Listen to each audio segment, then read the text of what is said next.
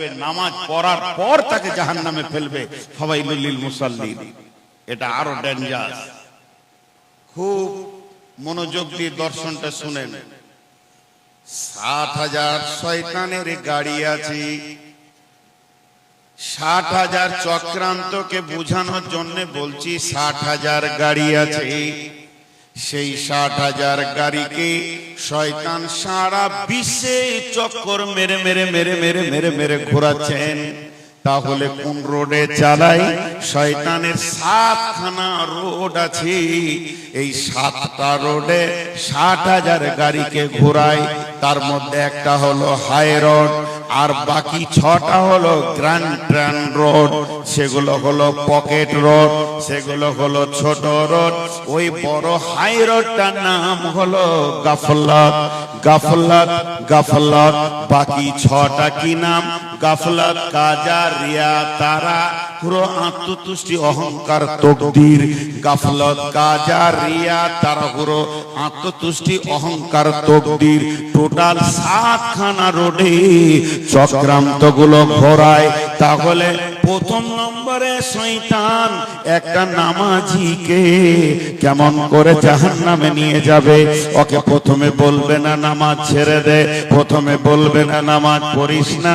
ওকে প্রথম যে ট্যাবলেটটা দেবে, যে তীরটা মারবে, যে আঘাতটা করবে, যে চাবুকটা দেবে, ওর দিলে যে ইনজেকশনটা মারবে, যে ভাইরাসটা মারবে, ওরই নাম হচ্ছে অলসতা, গাফলতি মেরে দেবে।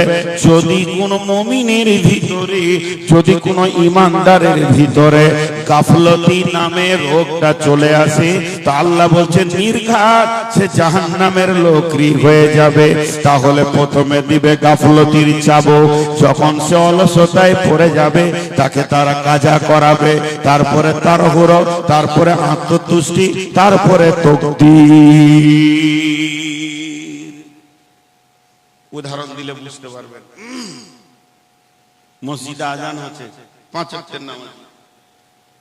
আল্লাহু আকবার, আল্লাহু আকবার। ঘড়ি দেখলো, এখন তো 12টা 10 আজান, 12:30টায় নামাজ যাচ্ছি। প্রথম ইনজেকশন মেরে দিয়েছে গাফলত, অলসতার ইনজেকশন মেরে দিল।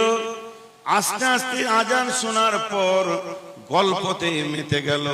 কিছুক্ষণ পর মসজিদের জানালা দিয়ে তাকবীরের শব্দ আসছে, কদ কামাতিস সালাহ, কদ কামাতিস সালাহ, আল্লাহু আকবার, আল্লাহু আকবার, লা ইলাহা ইল্লাল্লাহ। তখন সে বলবে আমি তো নামাজ জানি, আমি বুঝি, একটু পর যাচ্ছি। এই করতে করতে করতে করতে 12:30টার নামাজকে 2:30টা 3টের কাছে নিয়ে যাবে। ওদিকে আসর কাছে আসবে, তখন তারা হুড়ো করে গোসল করবে, গোসল করে উজুটাও করবে, এমন ভাবে যে উজুটা গ্যারেন্টি আছে কিনা যে ওর কবুল হয়েছে। হযরতে হাসান আর হোসেনকে ডেকে, হযরতে হাসান আর হোসেনকে ডেকে হযরতে আলী যখন মারজে মওতে মুবতালা রয়েছে, তাকে তলোয়ার মেরে দেয়া হয়েছে, শহীদ করার জন্য তাকে তলোয়ার মেরেছে। এখন হযরত আলী মৃত্যু অবস্থায় পড়ে আছে। ছেলেকে ডেকে বললেন, বাবা তোমরা আল্লাহকে ভয় করে চলবে, আমি পৃথিবী থেকে চলে যাচ্ছি, তোমাদেরকে একটা ওসিয়ত করে যাচ্ছি, খবরদার আল্লাহর ভয় দিল থেকে সরাইও না, তাকওয়া অবলম্বন করবে। তাকওয়া কাকে বলে রে বাবা? শোনো, বসে ধীরে ধীরে মজবুত করে উজু করার নাম তাকওয়া।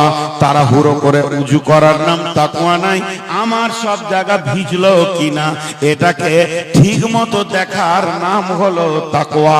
এটা হযরতে আলী মৃত্যুর আগে তার ছেলেদেরকে ওসিয়ত করেছিলেন, বাবারে তাকওয়া অবলম্বন করো, অর্থাৎ ধীরে ধীরে তুমি উজু করো, কিন্তু তাড়াহুড়ো করে উজু করবে, এরপরে মসজিদে ঢুকবে। দ্বিতীয় কাজে পড়ে গেল, দ্বিতীয় ট্যাবলেট পড়ে গেল শয়তানের, আর নামাজে মন বসবে না, খালি আল্লাহ আকবার, আল্লাহ আকবার, আল্লাহ আকবার, ঠিক মতো দোয়া হবে না, সালাম ফিরে দিয়ে বেরিয়ে যাবে। এরপরে শয়তান আত্মতুষ্টি দেবে ওকে, তুই তো নামাজি, তোর মতো তো আব্দুল খালেক, আব্দুল মালেক, জমিরুল তো নামাজ পড়ে না, মাশাআল্লাহ পাড়ায় টোলায় তুই নামাজি, ওই অল্প নামাজি, সে আত্ম